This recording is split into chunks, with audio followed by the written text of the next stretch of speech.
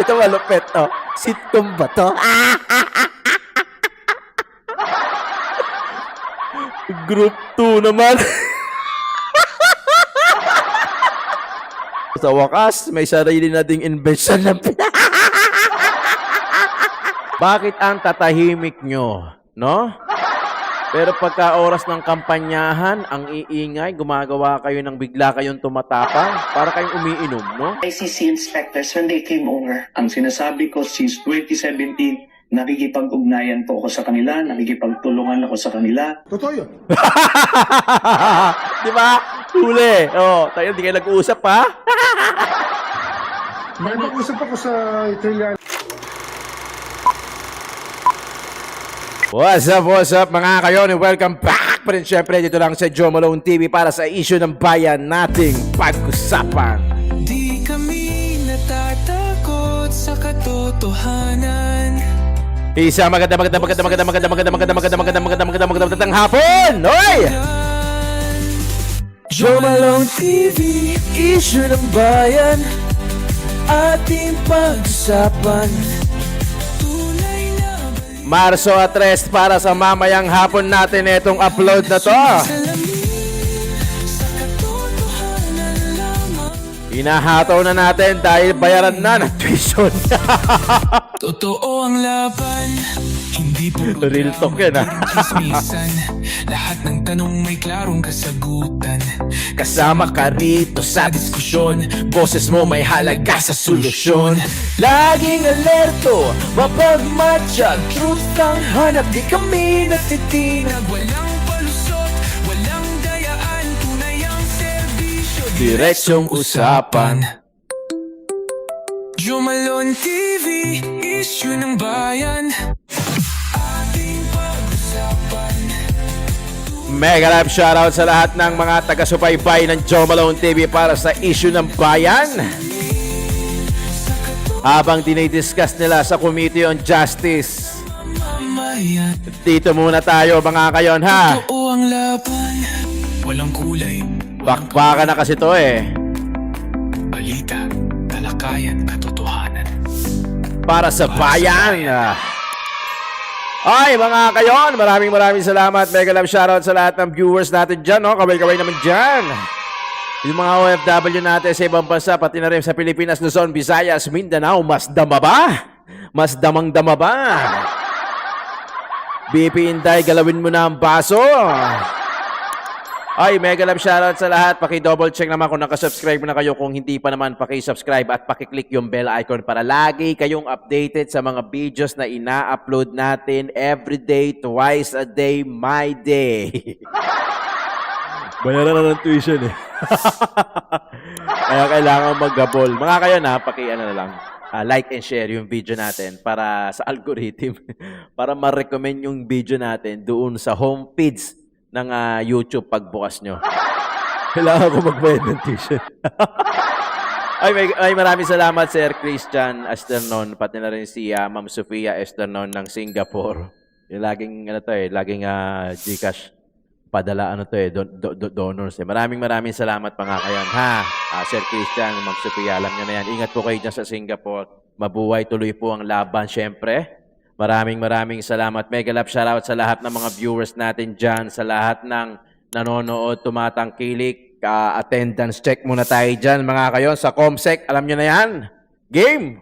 Talagang game na tayo dyan. Sir Erwin Tulpo, tutol sa investigasyon ng Senado sa maleta issue. Sayang lang sa oras. Ewan ko ba, putang.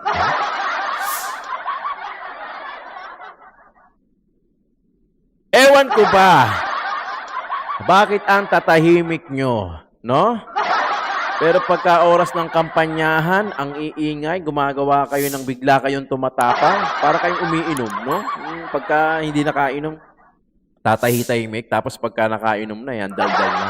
Manununtok na. Manununtok na. Ganyan yung mga yan. Ganyan yung mga yan, yung mga politiko na yan. Sus ko, sa umpisa lang matapang. O, di ba? Yung mga nangangampanya, yung mga loko. Di ba? Ang tatapang. Lagyan lang tayo ng kating ko. Pero pagka sa oras ng pangangailangan, sa oras ng kailangan natin sila, hindi mo mahagilap, kala mo laging absent. Ganyan yan. Ganyan kayo. Di ba? Ay, eto, malupit. O, naglabas na sila. Wishlist lang naman. Wishlist, wala namang masama. Wishlist sa 2028. Pero mukhang ano to eh. Mukhang ano to. Mukhang paplansyahin nila to. Leni Robredo for President, Bam Aquino for Vice President, ang mga senator. Ilan yan? 5, 6, 7, 8, 9, siyam. Aba, akala ko ba hindi tatakbo to? Sa bagay, wishlist lang naman. Vico Soto, Chel Jokno, Laila De Lima, Nicolas Torre, Cielo Magno, sabi ni Coco Pimentel, Antonio Carpio, Heidi Mendoza, at Sunny Trillanes. Sa bagay, wishlist lang naman yan. Pero kahit totohanin nyo yan, pangit. Nag-invento na naman kayo ng mga wishlist ninyo. Motherfucker. Sige na. Kuya nyo yung final. Sige, go! Go, bring it on, motherfucker. Di ba? Sana, yan na nga eh. Di ba? Cielo Magno, kaya pala, Trillanes, di na tatakbo. Nicolas Torre, Di, ano pala yan. Wala pang katotohanan yan. Wishlist lang naman. Wala namang masama sa wishlist. Ang masama, ang sasama. Ang sasama. Ay, eto, may video ko na ito. Papanoorin ko sa inyo mamaya. Wala na mga meetings na ganon in relation sa ICC operations.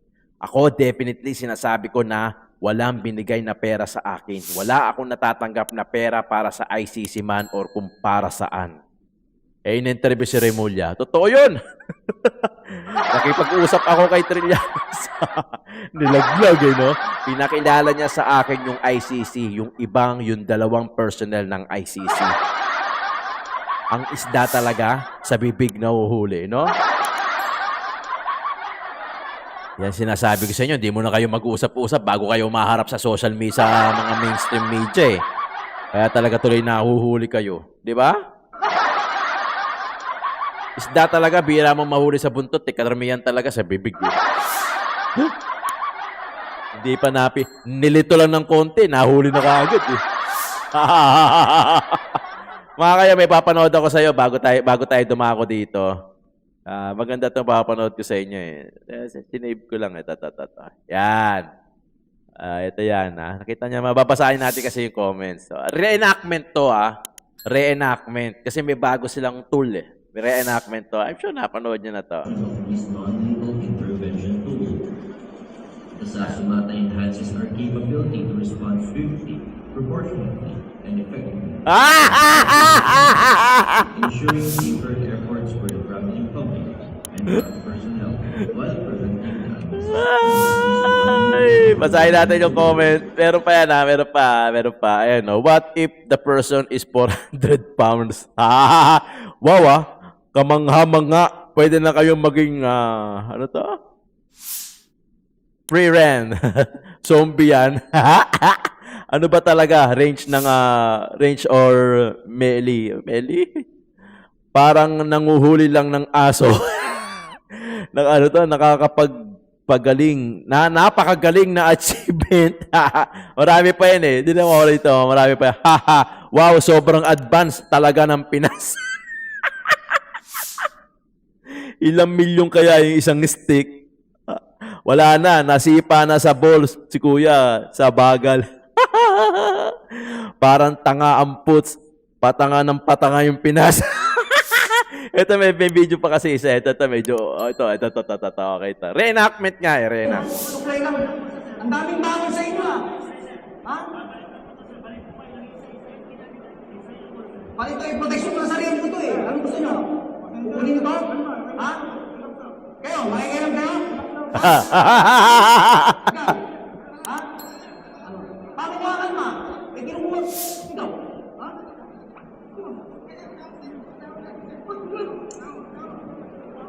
Ha? Dami nakalagpas ha? So, kayo mag-protection mo sa sarili ko yun ha?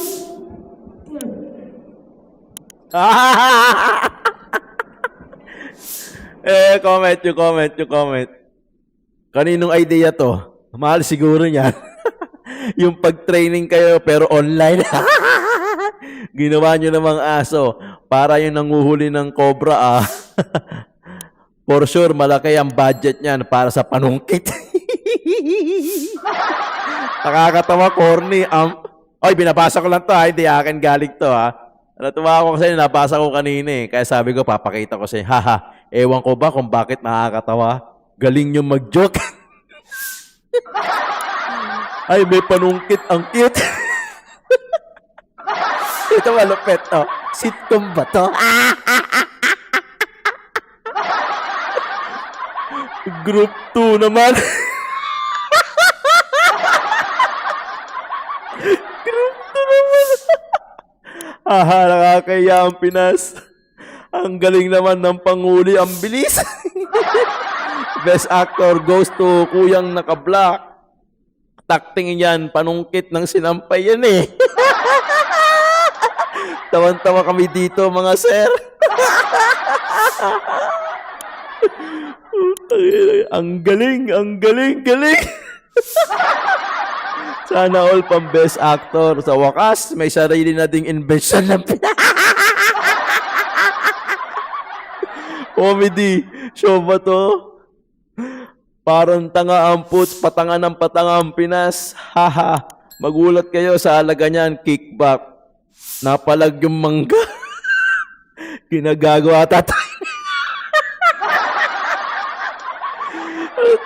Pinondohan pa yan, ha, ng bilyon, kaya huwag kayong tumawa. Mahusay yung panghuli sa aso. Ay, mahusay pa yung panghuli sa aso. Teaser, kasi mamili kayo. Ang nipis lang ng rad, ang bilis baliin yan kung totoong pangyayari yan na dapat yung pangkuryente ng isda para wala nang palag. Suggestion lang po. Yung naka-cellphone ninyo, yan, kaka-cellphone ninyo. At kasi yung nag-aral ng self-defense or karate. May bagong kurakot na naman ng PNP. Magkano yan? Mga 50K isa niyan. It's a yes for me! Ang ibang bansa, palakasan ng militar sa Pinas, tuhugan pa rin. Parang umuhuli ng aso. Meron pa ba? Ang inang yan. Nahuli na pala eh. Nahuli na pala, puking ina, nakakaiyak. Nakita ko na to eh. Somewhere sa ibang bansa, nakita ko na yung ganyang klase. Hindi ko alam na... Ay, hindi ko kayo pinagtatawanan, ha? Natatawa ako doon sa comment. Ganda kaya? Ganda. Tawa ako doon sa group 2 naman. Puta, parang presentation lang, fucking ina. Group 2 naman daw. Gago, fucking ina. Pero yung penas, tatawa ako, ha? Ang ganda. Panoorin natin. Pinatawa ko muna kayo dahil ito nakakaasar. Panoorin natin. Sa pamilya ng kababayan nating caregiver na Iyak ako. napatay sa Israel. Balita ninyo sa media, taga Pangasinan sila. So, taos-pusong pakikiramay talaga. Putang ano, lupit. Nakakatawa din pala.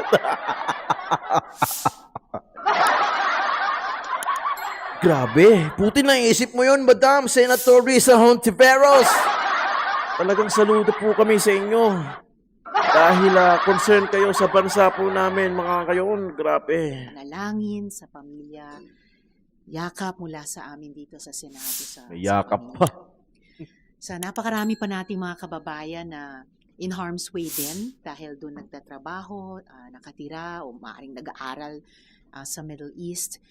Sana po talaga ay i-activate pangunahin ng Department of Migrant Workers at saka Department of Foreign Affairs bukod sa alert level system, yung paghahanda na kung may gustong magpa-repatriate ay makuha sila timely at ligtas na maiuwi dito sa ating bansa.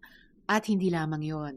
Pag may magpatulong makauwi, dapat may patuloy na tulong at suporta pagdating dito para sa kanilang trabaho o hanap buhay o enterprise at reintegration sa ekonomiya ng ating bansa. So yun yung immediate. Dun sa binanggit mong siguradong pag-spike ng presyo ng langis at lahat ng produkto at serbisyo kasi nakapeg sa presyong iyon, bukod sa mga urgent measures na pwedeng pangunahan ng Department of Energy, maganda rin sila ng komprehensibong at longer term na plano para sa energy security. Kasi hindi natin alam ganong katagal tatagal ito. Hindi natin alam ganong katagal din sarado ang Strait of Hormuz at immediate na impact na sisirit nga ang presyo ng halos lahat, kundi man lahat ng produkto at serbisyo hanggang dito sa ating bansa. Should we be in any way worried since aliado rin po tayo ng US? Could there be some spillover? We really hope, each one of us hopes and prays na hindi ito mag-spill over. Pero 'di ba, kung Alam niyo yung binasyang comment, binasya dyan. Sinasabi na, Char, practice ba yan? Chair, practice ba yan? Parang piling presidente. Pag pinuntahan niya dyan sa Senate of the Philippines, yung press conference ni Senator Risa Hontiveros, binasya dyan. Sinabi sa kanya na, ano ba yan, practice, nagpiling. Yan yun kayo naman Hanggang doon na nga lang siya Piling Nagpiling. Alam mo na, pasensyahan niyo na, nagpiling presidente. Binas yan, nagpiling daw, practice ba daw yan pag naging presidente? Wow, as if, di ba? Kaya nga hanggang doon siya sa piling, okay na din. Pagbigyan niya na, at least sa piling, kapiling, di ba? Confirmation of charges hearing. Pero Senator Trillanes, you're not denying na you helped the ICC inspectors when they came over. Ang sinasabi ko, since 2017, nakikipag-ugnayan po ako sa kanila, nakikipagtulungan ako sa kanila, pagkalap ng testigo at ebidensya. Ibinigay kay Sally Trillanes ang pondo para sa pag-asikaso sa mga ICC investigators na ito. Definitely it's a spin kasi kailangan nila palabasin na sinuhulan para magayin corrupt yung mga ICC investigators. Probably to request for a mistrial kasi talagang pananabutahi yung ginawa I will not let that happen dahil para masabotage nila yung justisya na hinahanap namin. Di ba?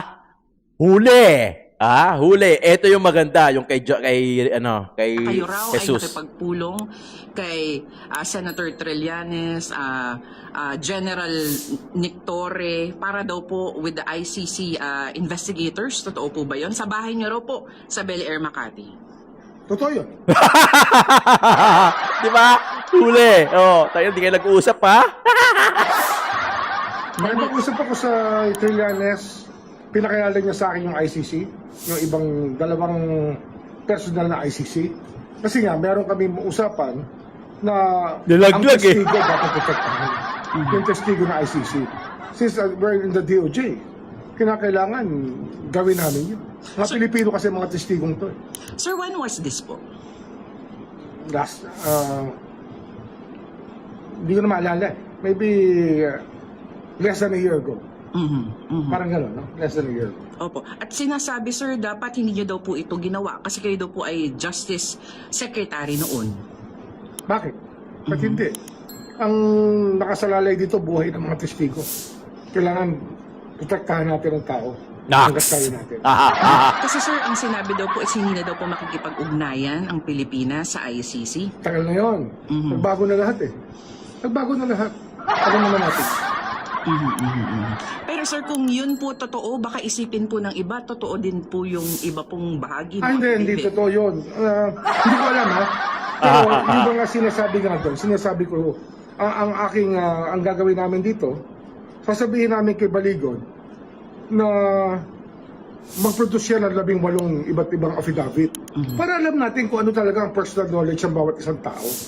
Para malinaw kung ano talaga yun. Kasi parang ano yun parang pinagtagpi-tagpi na kwento ng bawat isa na ginawang isang affidavit. Hindi dapat gano'n ng isang affidavit. Ang affidavit, you swear to the truth.